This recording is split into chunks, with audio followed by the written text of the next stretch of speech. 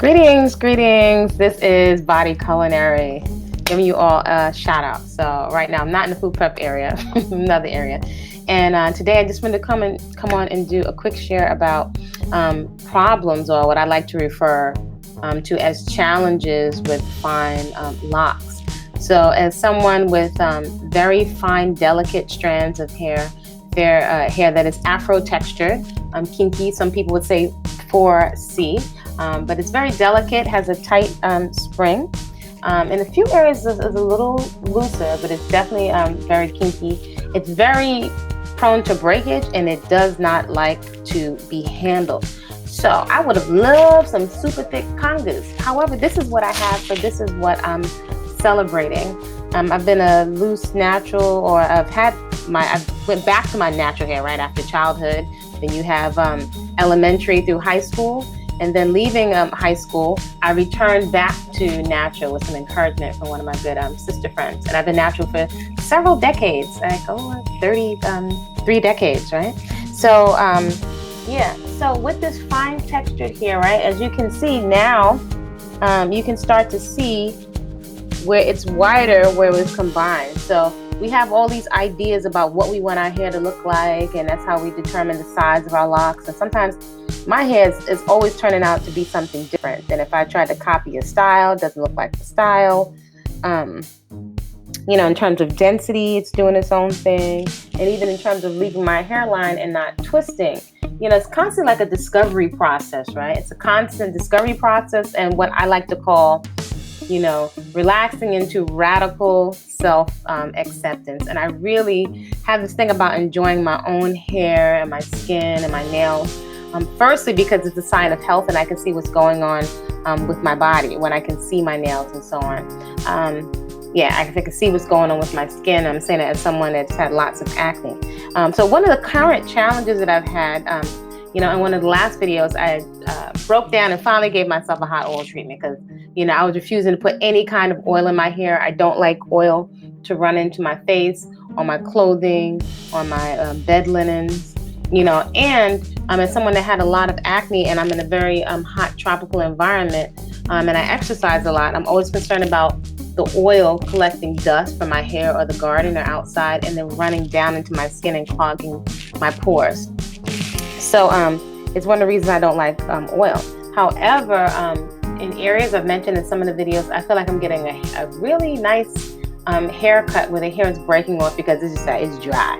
Also because I love to wash and cleanse so much, I've actually overwashed it, but it just feels so good to me.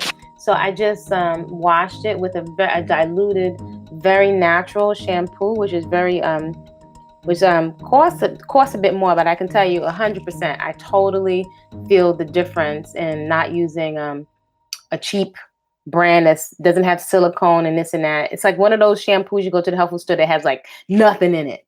Maybe a bit of herbs, but no sulfates, no parabens, no hardcore chemicals. It actually feels different. And the difference I don't feel like my hair is stripped down. So it's kind of, that was a nice distinction.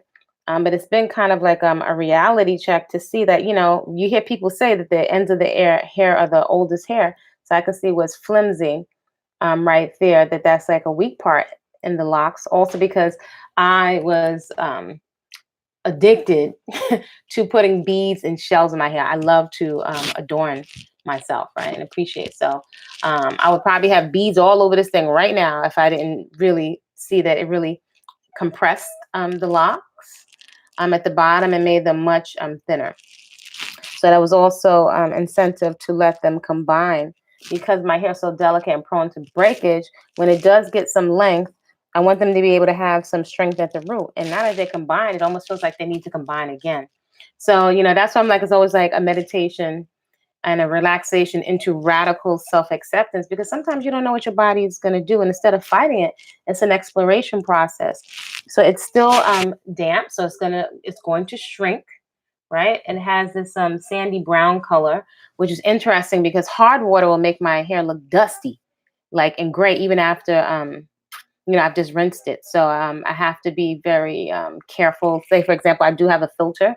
It seems like it's such a tedious process, but I think it does make a difference. Periodically spritzing your hair with filtered water or whatever you have handy. But the buildup, if you have hard water, the mineral deposits can build up if you have this kind of texture or color hair and make it look like it's gray or dusty or dirty. So I've discovered that through trial and error.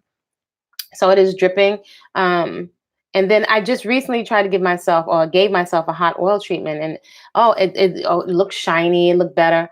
But yesterday, my hair was scratching like nobody's business. I mean, it was itching. Like, and I would just scratch and scratch and scratch. And I know my sister I used to watch her like raking her hair to the point where it's like, it feels good and it's like uncontrollable. And I'm thinking like, I don't use any products. What could it be? So being I don't put a lot of things onto my body, maybe some raw cocoa butter or shea butter or olive oil or coconut oil. That's pretty much it. Then same thing like with my food, it's pretty easy for me to trace what's causing something, right? What's out of pattern. And the only thing I can think of is the oil. So it felt good going on. And I'm usually not one for putting oil on my scalp anymore, because I've also noticed that I eat so much good fat in terms of whole, fresh living coconuts. I'll make coconut milk, coconut yogurt, coconut shakes. I make my own coconut milk as a base. And I'll make, I can press coconut cream. I'll do so many dishes with fresh coconut, young coconuts, mature coconuts, avocado. I use all different kinds of varieties of avocado because it's available to me in this tropical environment. So I know that's what's going into my bloodstream, in addition to fresh, whole flax seeds and chia seeds. That's what I'm putting into my body. So I'm getting a tremendous amount of good fats, and I eat a lot of vegetables and fruits, right? And I'm not eating any animal products to clog up the body. I would say the heaviest thing that I eat from time to time, and I have to be mindful of, is too much nuts and seeds to eat them mindlessly while doing an activity. So even though it's fresh, whole, and living, if it's not sprouted, which will usually stop you in your tracks once you sprout it, it doesn't taste so dense and fatty. But if you're just eating mindlessly nuts, that's a lot of fat. And sometimes it can be hard to digest, because I can really feel if something's not digesting optimally in my system, or if it's just sitting there in my stomach. So just because it's not cooked or it's unroasted nuts, that doesn't mean that we need to just be going to town eating pounds and pounds of nuts, because also I'm someone that can gain weight very quickly. It's not rocket science. We're eating much more calories than we're burning off, and it will still go around your midsection. But it is a dose of healthy fats, which is great for the skin. And I'm someone that likes to enjoy my skin where it can breathe and I don't have to put a whole bunch of stuff on it. So right now, it's starting to get a little bit of length, so you can see what's growing out. And now I think it's more distinct that you can see that they're growing in flat. So I don't know how many locks. Well, this one is 3. I don't know how many I have. I'm not really in a space to count my locks, and because I think it might make me really spastic, and I just like to relax and just be easy. My main thing is that it's not all broken off, and all my hair is not hanging on by a string. And again, it's shedding or getting a haircut in the areas that are weak down at the bottom. And I want to have the experience, and I want to enjoy the length, because my hair is so delicate. If this was loose natural, or when it was loose natural, I did have to take my time in detangling it, right? So I had tangle teasers. I spent all this money on these expensive combs that had lots of space in between them for the teeth. That made a big difference in detangling. But I really like the carefreeness of these semi-freeform locks. So I'm not going Bobo Shanti, where there's all like a couple of tree trunks on it, right? And yeah, but as you can see, there's no twist in my hair. Grows like a turtle on crutches, or at least that's what it appears so. But this is so delicate, it doesn't need to be pulled. I never get to see what the back looks like. And again, I might be flicking water. So I'm just starting to see some length, but I'm getting quite a haircut at the same time. So I used to be concerned that if this wasn't dense, but again, this is what it is. And very tight hairstyles, or if I make an effort to put a tight head wrap on, it hurts, So sometimes we're still fighting for a style, fighting, to slick down the edges and put a head wrap so it looks neat. Even with locks, sometimes I have a different lock, and there's so many times where I just have this is what it is, because I love to wear my hair in 2, I don't know if they call them ponytails like this when I'm exercising. But it hurts. It's like everything, any kind of pulling hurts. So This feels the most relaxed, like my scalp and everything can breathe. And after I wash it, the air can get in there so it can dry. One of the things that with not having a bunch of oil in my hair is I noticed that my hair can dry really quickly, which is good. And so I look at the different things people are going through, like one of the concerns being mold, and I am in a tropical environment. Mold is something that is a reality in a tropical environment. Your clothes can get moldy, different areas of your house can get moldy because that's one of the reasons everything grows here, so easily. So I have to stay on top of cleanliness, the air circulating, but also in my hair. I don't have products, but I'm always just looking to see or just being mindful of any kind of the times like where maybe a couple of times a year where I'll give myself a hot oil treatment. I'm just very conscious of not clogging up my hair because the reality that I've found in my own experimentation and in addition to seeing what other, chocolate women are doing is that everything gets caught in the hair. Things are very hard to get out of my hair. If I have to start picking stuff out of this, it's going to break off, right? And it's already delicate to begin with, being that it's not dense, it's coming in flat, right? So it's not taking up a lot of space. But my scalp feels so much better for whatever reason, and maybe it's also the body's changing. Putting oil on my scalp the other day, just a couple days later, my scalp was itching. So I think sometimes, we might take for granted of when we're doing things over a long period of time. That when you change them, your body's going to go through a transition, and we have to listen, right? It's up to us to listen to our body. If it's rebelling, if it's a transition, if the body doesn't want it, doesn't need it. A flip side of that is sometimes the body is detoxing things out, and we may be feeling the discomfort of things being dislodged and coming to the surface through sweat, through our bowels. We have large eliminative systems within the body that releases stuff. So it's really for us to research information, but to take our time and listen to the body and discover what the hair wants, what the skin wants, where it performs better, where your energy level is better. Like for example, I'll say again with the whole living unprocessed foods, eating too much food feels uncomfortable, particularly the denser foods. I can notice the difference if I eat too much sugar, more than I need. So through healthy habits and being consistent, we can notice more of the patterns and be more intuitive in our body in terms of what it needs. Um, to balance that out, though, we do want to do our own research and due diligence to find out about basic nutrients, micronutrients, not just the calories, but uh, the vitamins, especially the minerals, don't get as much attention as they need to. Calcium and protein and iron, right? Which is not that hard if we're eating tremendous amounts of vegetables. But I think sometimes from the feedback I get from folks, protein sources are more, they feel like it's more challenging, right? And for them to be satiated other than fruit, right? The evening meal seems to be the most challenging and at lunchtime. So my scalp feels much better after cleansing it.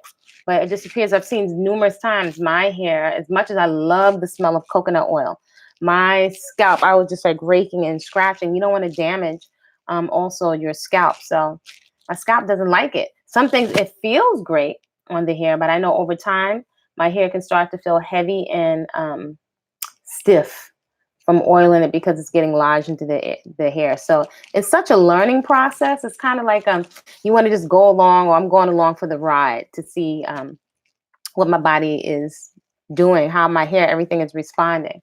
And so the other thing I wanted to touch on today is being an unhealthy, quote unquote, vegan or plant-based, right?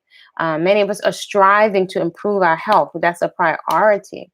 And I'm one for, I love to research. I love to find out what's current. I love to look at the studies, like the China study. That's not current, but that's one of the most extensive studies, if not, I think it was about 20 years that was done with a decent sized population in China. It's the most extensive study done on veganism to this date. And we do know that Asian culture traditionally eat tremendous amounts of vegetables. And that study was done by T. Colin Campbell.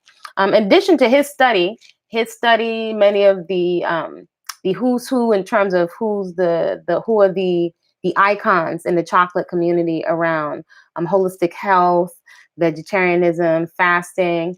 With all that information and all the studies, I still know that I'm 110% responsible for doing my due diligence and listening to my body. If an elder or guru says something, um, this is what I should be taking to be more alkaline or for parasites, I'll listen, but I'll also use my common sense.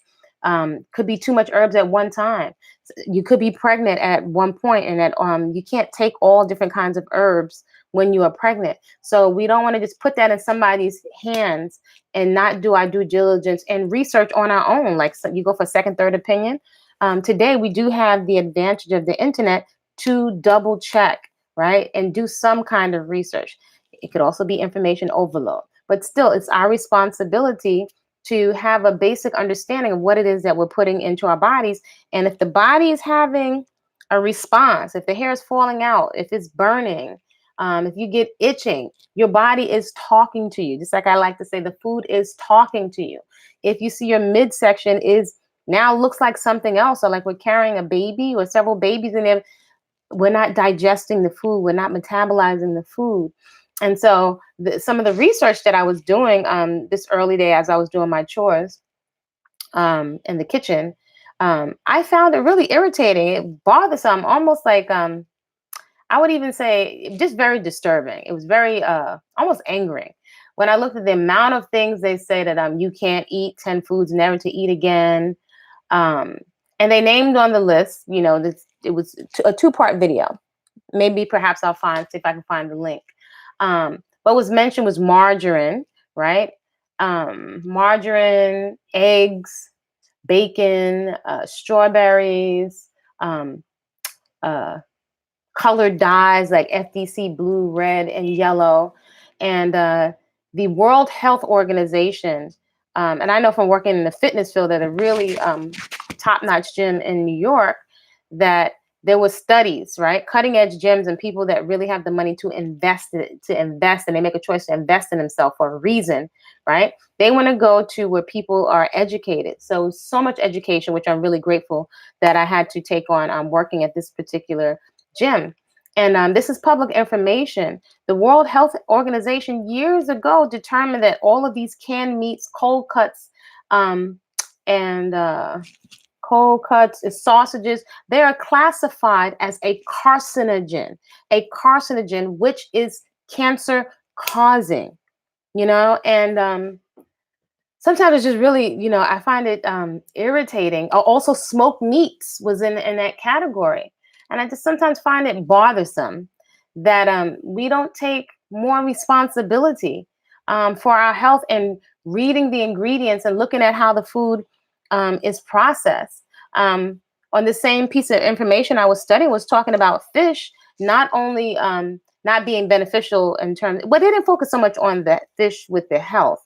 They focus more on when they're capturing the shrimp, say for example, that so much other creatures are captured in the nets for shrimp, and that by the year, it's projected by the year 2048 that a lot of the oceans will be barren from sea animals. So it's almost like a greed. It's like, can we mature up as a species enough to say, okay, I really want this, but if I keep eating it, I'm directly affecting the ecosystem that supports me, and this may not be around. So can I find something else to eat? And there's so much back and forth on eggs and dairy. The other thing is these growth hormones that they're giving to the cows. I mean, if you just take a look at the animals without even being a PhD and just look at some of the animals, how they're being treated and what's being pumped into them, it just makes you really suspect to think of when people are paying for hormones to go into their body, whether they're bodybuilders or for other areas, for other reasons they may be taking hormones. Are people really taking a look at where their hormones are coming from?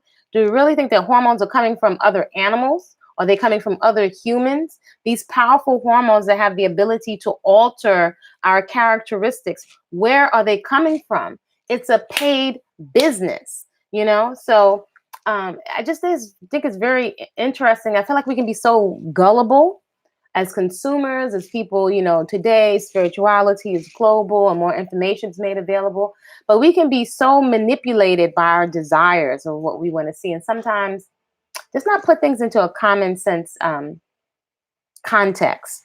because when you just look at the stuff that they're putting on some of the fruit. Now, I, for one, would be one to tell people, and this is what I've done, I'll be honest.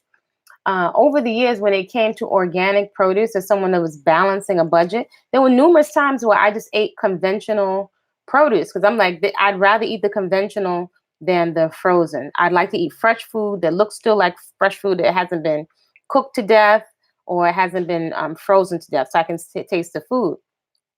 But when I saw some information, and it's no secret, around apples, and I knew that they banned them in Europe years ago. I knew that they banned them, but I found another piece of the information around apples, how harmful some of the chemicals are. And it's like, wow, you kind of feel upset because it's like, it feels like it's cutting down on your already limited options or you may feel like it's cutting down on already limited options. I can't eat this, I can't eat that. And I like to eat and enjoy my food. And you know what I'm saying? But between the apples and the strawberries, when I was just looking at some of the effects of this chemical that they're putting on the strawberries, and also somebody has been a member of a food co-op for years. Organic strawberries are expensive. I've seen back in years ago, I've seen organic strawberries go up to like $10.33 in a food co-op where the markdown is almost 40%, 40%, almost $11 for a carton. So that is something that could potentially turn someone off from eating healthfully because of the price of some organic. Now, me, I'm like, if I look at the cost of suffering and acne, obesity, and potential mastectomies and stuff like that, I'm going to stick with the fresh fruits and vegetables. But I do get it because I've gone through so many phases, going on about at least three decades of being on a journey of vegetarianism, veganism, a living foodist, eating unprocessed foods, no animal products, and then going back for several years when I was doing fitness competitions to poultry and chicken. And then it just didn't, intuitively, it just did not feel good. And so I felt like I may get emaciated, but I'm gonna, these fears around food, unless you are being totally deprived of calories, right? When you just don't have access to food, it's rare that you're gonna find a protein deficiency in the United States of America. And it's interesting. People may ask, where do you get your protein from?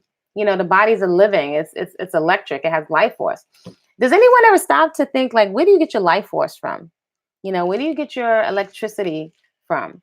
Where do you get your whole living water full of nutrients from? Where do you get your antioxidants from? Where do you get the substances in your body that nourish your body so it's strong enough to have a strong immune system? So most of that stuff is found pretty much in plants, especially green plants. And so I just came from the market. I forgot my coconuts. I might have to jump back on my bicycle and ride over there so I can open my own coconuts. But handling your own food, you do the best that you can with what you have. But I'm telling you, sometimes when you hear the information, it can be information overwhelm and make some people shut down because they feel like there's nothing else to eat. Yeah, and it just really just be irritating, almost like it could be very angering what's happening with the food. So, for example, with the margarine, you know how many campaigns were done years ago? I know when I was a little girl where they were pushing margarine because they were saying it's cholesterol free. But, it's a trans fat. So now it's almost like unless the companies are forced to acknowledge the things that they're putting the shortcuts to food, like the olea and olestra, which is totally cause Crohn's disease and contribute to irritable bowel syndrome, where people are bleeding when they're going to poop. It's like many companies, they don't operate with integrity, and a lot of information is out there at this point. And so sometimes I know I say to myself, I'm not here to tell grown folks what to do. That is not my goal. Wear your hair how you want to, do what you want, and deal with the repercussions. Because I'm clear, if we don't put the energy in to preserve the body, to eat for beauty and vitality, to eat to be able to perform and to be able to run and to play, if we don't take care of it, the flip side is we suffer. We suffer. When I was just looking at all the studies this morning, and sometimes a lot of times I back off of it because I've been doing this for like 30 years. The side effects of some of these chemicals is crazy. The connection between, for example, perms and the dyes and fibroid tumors is a known fact. a known fact. And then these companies try to come out with a counter study. So, I'll take my chances with the juicer and the lentils. At least I know it's not leaving what I call waste on my waist.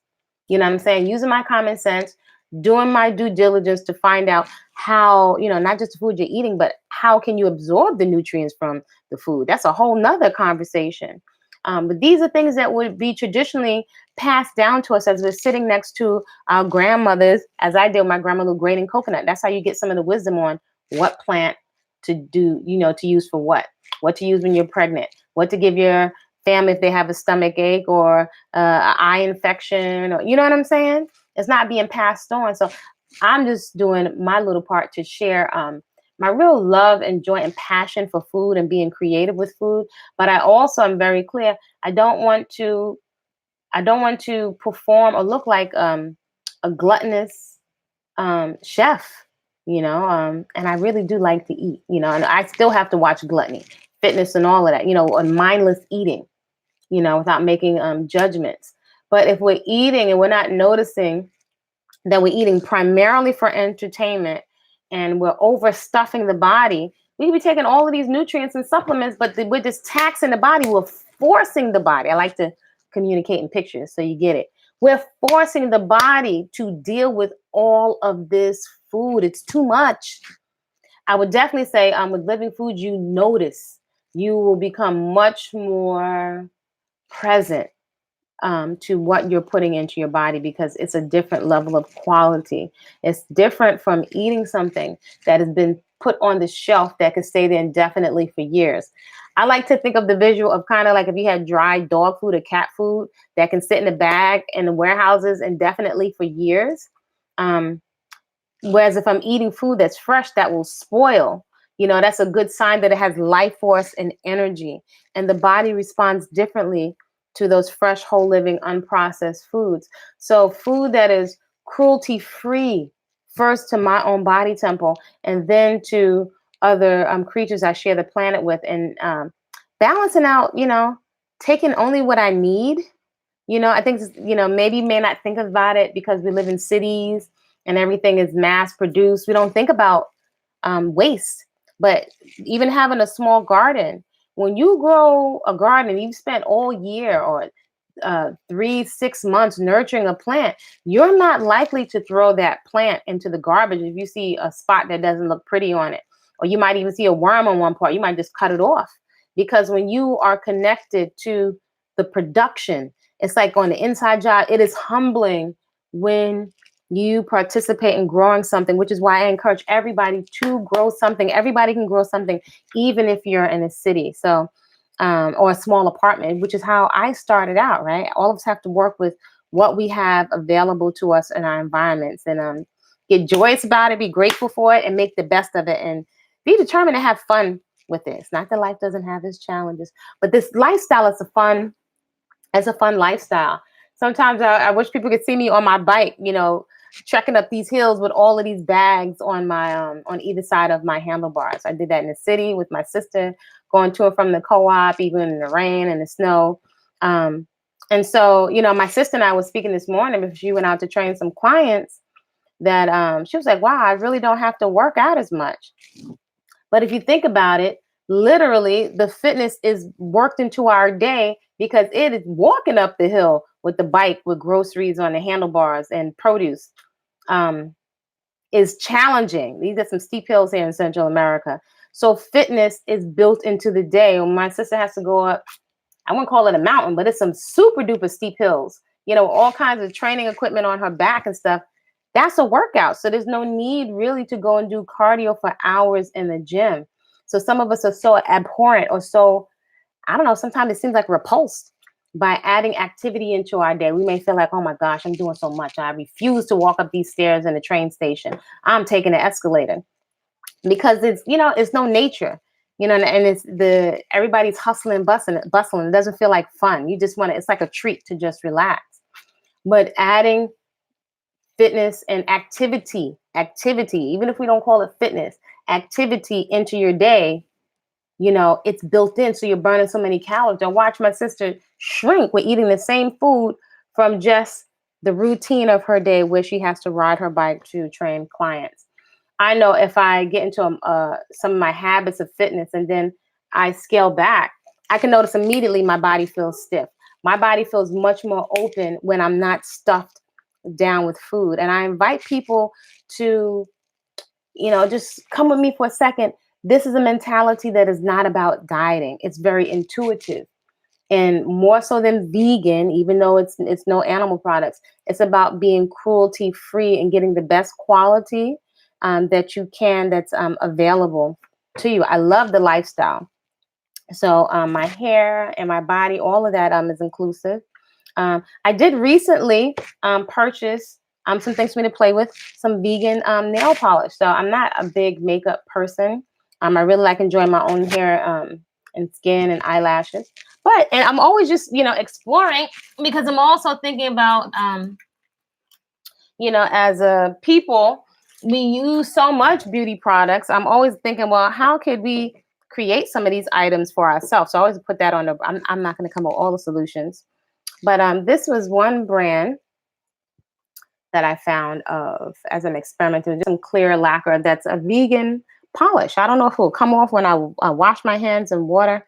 So Ella plus Mila, this non-toxic stuff, for the things that we use, it's good for us to maybe just think deeper into it. What perhaps can we come up with in our own community at the point we all use, most of us use makeup and lipstick and all the economics flow out of our community. So we can set the standard. So we can put us on the bottle and we can have a say in what are the ingredients that go inside. So I am an experimenter. I love my natural self, but from time to time I will play and I will experiment. So as I'm sitting here, my hair is drying, from that quick cleanse, and it goes right back to this spongy brown stuff. And sometimes it looks almost like it's bleached at the end when I go into the sun. But my main concern is that it feels nice and light. Hey, I agree to leave 3 miles from the mall. I usually drive there, but today you encouraged me to walk to the mall. It's the yes. You know what? And I'm one big for audiobooks. I'm also one just very big for like in the early days, sometimes in the quiet. One of the things that I love is just to open my little door and just hear the crickets in the early morning. It's some roosters, some chickens, and some crickets when it's dark outside.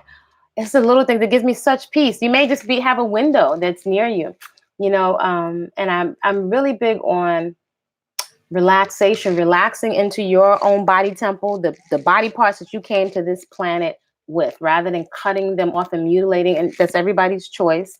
But just a radical acceptance. And then it comes a peace, if you will, at least that's my sharing. It comes a peace with accepting and then embracing and enjoying and appreciating what it is that you have. So in the early day, when I go out to pick some fresh cerasee from a bush out there, some bitters, it is so peaceful. It's like something that I cherish every day.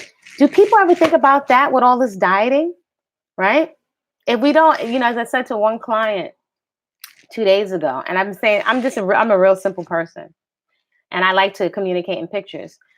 If we don't put the junk in, you don't have to work like a demon, or you don't have to work like a crazy person to get it off, right? So then you can put your focus into learning how to be creative with your food. So it can be simple, and you can make it as simple, or you can take those same ingredients and make the preparation decadent. You can go back and forth, and you don't necessarily, after a while, really need a recipe book. It's just like with the hair, it's so freeing. And I just invite folks to just free yourself up.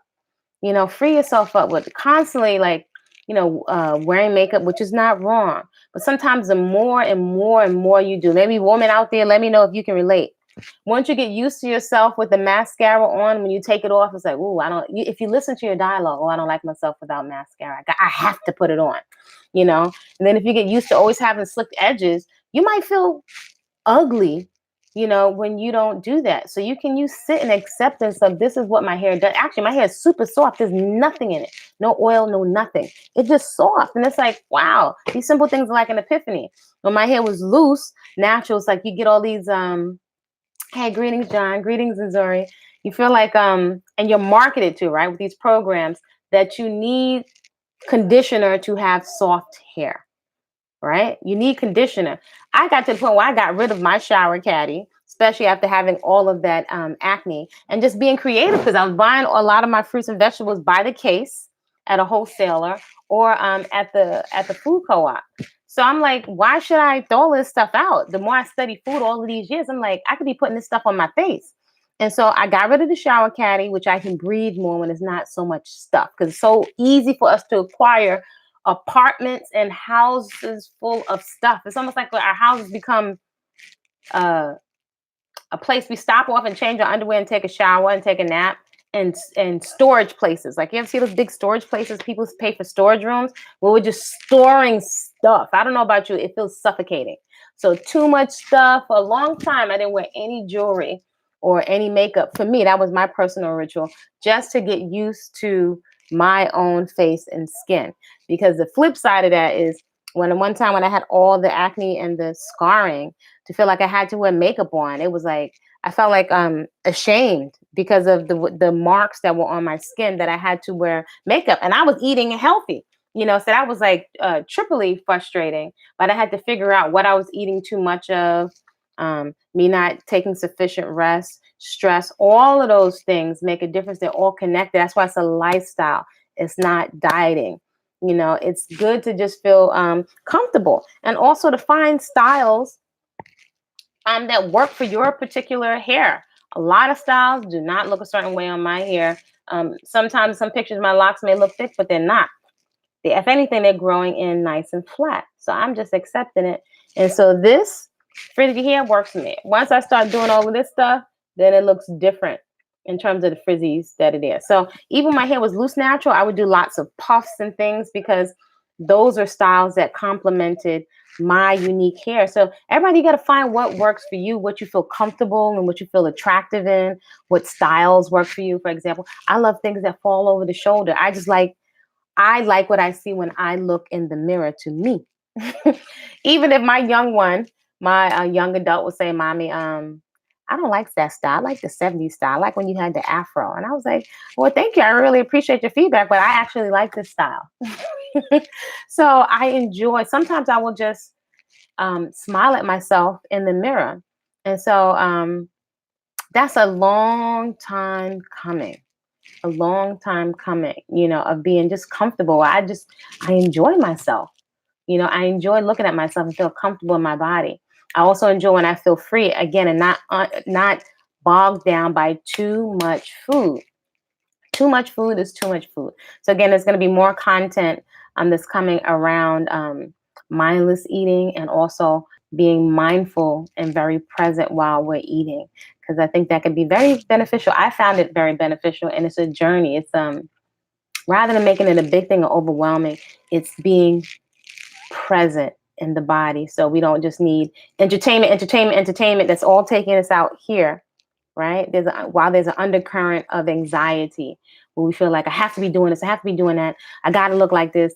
It's like, so in radical self-acceptance is like, this is it. This is what I have to work with. This is the space I have to work with. I'm going to grow whatever I can grow, in an organized fashion, in a relaxed fashion, so I can enjoy it, right? All this anxiety, we don't enjoy our hair. We're not enjoying our body temples. And then some of us make alterations, and truth be told, from, folks I've worked with are still not happy. Many people don't talk about, and I can speak from folks that I've worked with personally. Many folks may not realize, like, let's say, for example, with some of the bypasses, gastric bypass and staplings, some people may not research down the line that I've known several people close to me that have gained a lot of that weight, if not more, back, and now have problems with their hair, problems with digesting proteins. The gut flora has been compromised, as well as the absorption of food. Right. And so, and also initially, when they did go back, because this wasn't changed first, to eat too much food, they became extremely sick and vomit, right? So those are the things you're not going to hear. People so eager for transformation to go around and take shortcuts and not really look at what is driving our behavior, what is driving us to eat more than we need, and shortcutting over the process of understanding and putting the time to educate ourselves about the quality of the food, and to notice, are we eating from just pure stress? Are we really eating nutrient dense? Are we able to eat bitters? We just want the party in our mouth, but are we even able to have the maturity to eat bitters that are some of the top foods for the body when it comes to the liver? Nobody's thinking about the little organs in there, the kidney, the liver, the spleen. We're just concerned about muscles and skin on the outside, vanity, right? We really get exploited with our vanity. Some of us have parasites. That is very true. I mean, it makes sense, right? Even with all the produce, even if it's organic, from being around so many farmers, some of these farmers that have organic produce, the farm next to them may have cattle, or they may have chickens and cattle, and they be handling all of these different things. And these are some farmers that handle their stuff with love, but they're handling different things. So if you have little teeny bugs, and I've learned this in the garden, some of the beautiful caterpillars, they're all laying eggs. I'll come back and some of my little flowers, my edible flowers are gone because caterpillars ate them up. Then I had to really think, wow, all these beautiful butterflies are laying the caterpillars that eat in my flowers. So this is real living life, bacteria, fungi. Some are beneficial to our body and some is not. So sometimes we want to shortcut the process of education. And sometimes we can be so much bruh science, right? We making up as we go along and not balance it with common sense. If I get hit by a bike, I want some oxygen and a cast, right? There are times where we can benefit from what we have learned from modern science. And there are times where I would say most of the time I know for me, I endeavor to stay out of the doctor's office. So it's worth it for me to spend my money and to shop and to prepare the food. That's what people thinking they're saving time. You may be spending more time down the line inside of the doctor's office. As I see many of my clients, their parents spend a majority, like 3 times a week, if not more, at the doctor's office. And it's a business. It's a business. But our goal is to stay out of there and stay functional and to enjoy the lifestyle. Look at your results.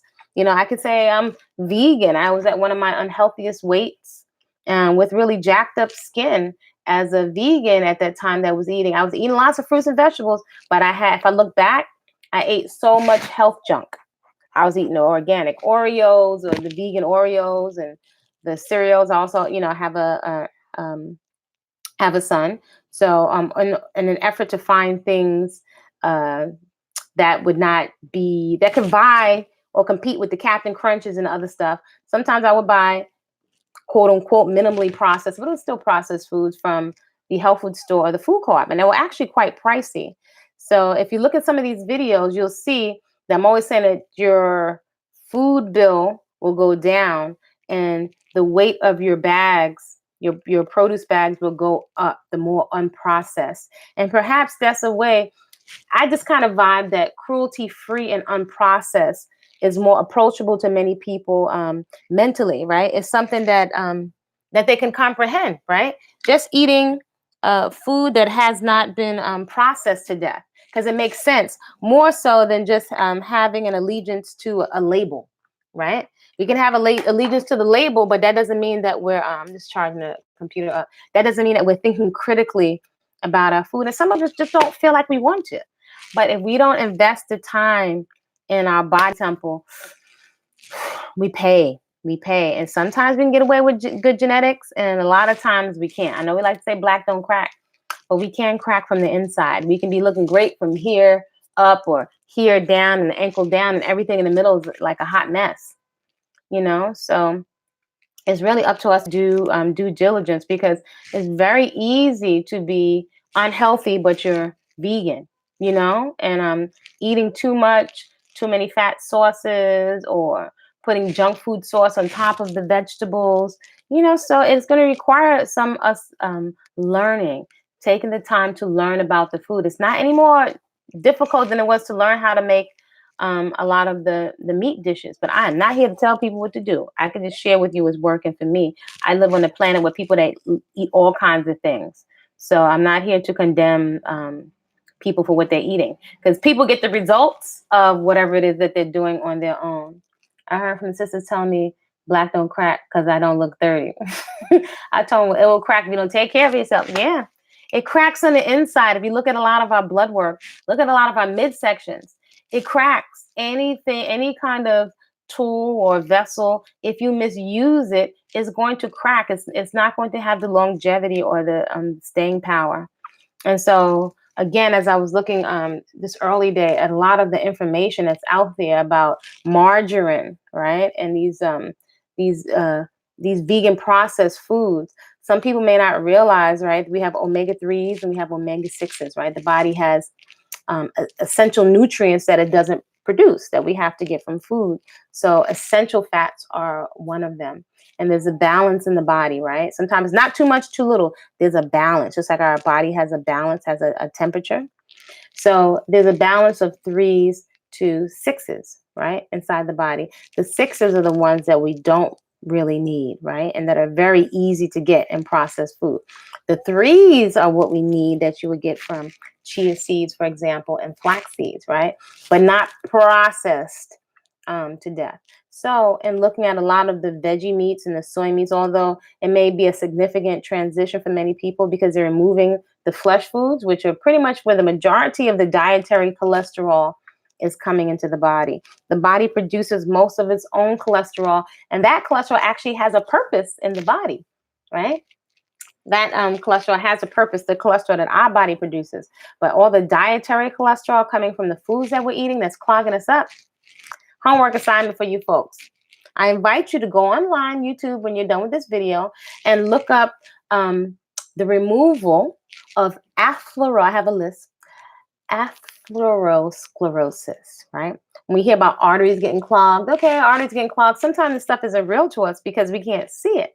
But I invite you to go on YouTube, and I want you to Google and pull up the removal of atherosclerosis, right?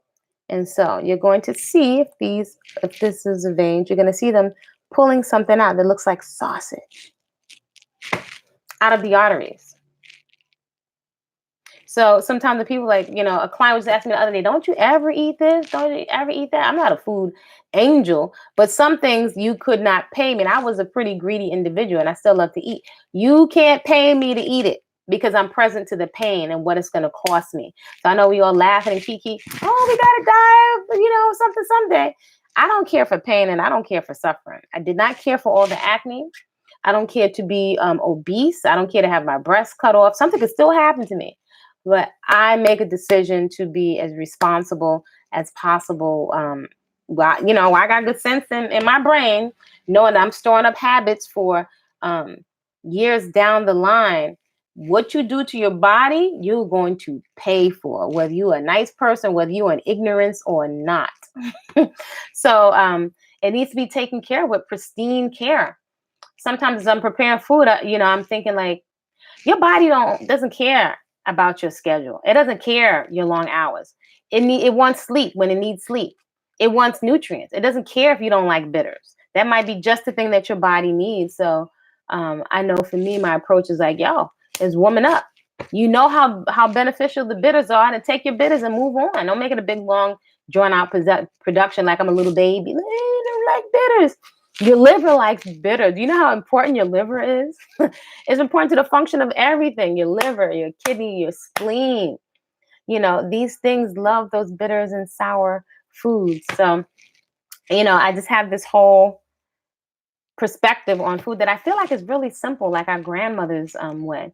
So if you'd like to tap into my mind, what makes me so clear on the way that I'm eating, feel free to check out Whole Living Foods in the Hood. Part 1, with menus to fit your budget. It's not a recipe book.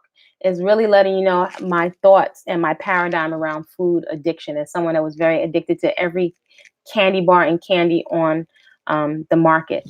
And even when I transitioned those things to health junk, I used to wonder, would I ever not be addicted to these things? So it's still a journey and a process, but I've come a long way. A lot of things you can't pay me to eat. I enjoy my lifestyle immensely.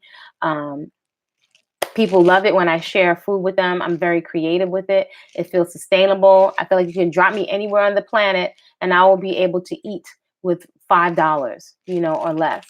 So yeah, it's a fun, it's a pleasant lifestyle. And it's also a journey, because if I discover something around food, or let's say recently I had some herbs that I bought here, some different herbs, and I had sealed them in a jar and I saw some little bugs in there. And it's like, it just shows me to keep herbs and certain things separate, because you never know how clean somebody is that's producing or handling your herbs or your food. These are things that people may think, oh, I don't want to eat my food, because not everybody has the same standard around food. Not everybody handles their own food. So you may have seen something other people have not seen. So if you ever see me, I like stuff that has the skin on it. If you ever wanted to give me a gift, as I've told people that would bring me all kinds of stuff and beef jerkies and stuff. And I was like, wow, we've been together training for how many years? I don't eat beef jerky. And it was like, oh, I thought you, because you like protein. I was like, but sometimes we're just having such a great time. People just think about it. I was like, I haven't eaten meat or anything cooked in like 11 years, and you offer me beef jerky, but I said anything with fruits and vegetables, great gift with the skin still on it, because I just feel more comfortable if I can recognize the food. It doesn't mean I don't appreciate, the thought, but also having worked in a restaurant and seeing some of the ways that food is not wasted, or watching steaks fall on the ground, watching one chef pull a big, long, wormy kind of parasite out of an expensive piece of fish and still prepare it. I've seen a lot. So it just makes me really, really clear to keep it simple. Fruits, vegetables, seeds, and nuts that I can recognize, learning how to prepare them, how to hold them.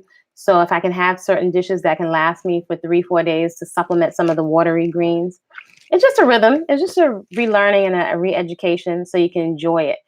So I like to invite people into the kitchen, into the garden, because if you have folks to do it with, you have support, don't you think more people will be eating better and playing and coming to African dance class and stuff like that? Not everybody likes to go to the gym. I like both. So I just wanted to come in and do a quick share. I got to run out and get the rest of my coconuts on my bicycle. And it's hot as anything here, and I'm grateful. So subscribe to the channel. Give this video a thumbs up if you appreciate the content. Feel free to share it with someone who could get some value out of it. Someone that just wants a really down-to-earth approach to eating from the garden as a lifestyle, right? I'm a mom. I know what it's like to have folks that want to eat all kinds of things and bring it in the house. So you got to be a strategist, right? So they don't pull you off, and so you enjoy yourself. If you got to travel out of a suitcase, if you need to find time to exercise and you have a very small space, that's the lifestyle that many people are living. So you can make it work for you. If you're interested in any kind of coaching, you can hit me up and contact me at info@body-culinary.com. Check out the puppet series on this channel and create a great day on purpose. See you soon.